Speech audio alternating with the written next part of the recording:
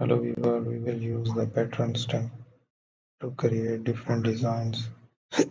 I will add a color into it. Use a shape. So these are some blocks here. I will change a pattern to that shapes here. Create another one. Use the different pictures here. I will take a shape. Let's have a design and pictures. So that's it.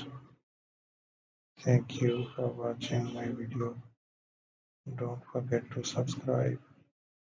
So this tutorial will help you to generate a design